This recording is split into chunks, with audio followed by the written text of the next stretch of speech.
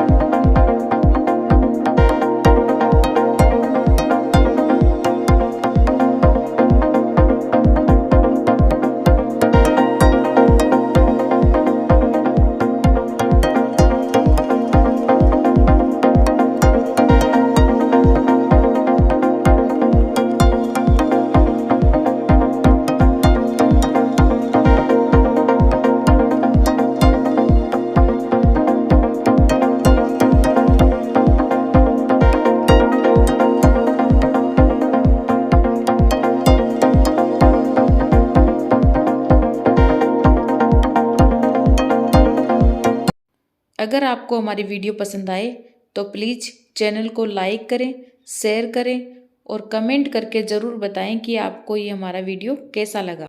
वीडियो को अंत तक पूरा देखने के लिए आप सभी का बहुत बहुत धन्यवाद। अगले वीडियो में फिर मिलेंगे दोस्तों, तब तक के लिए बाय।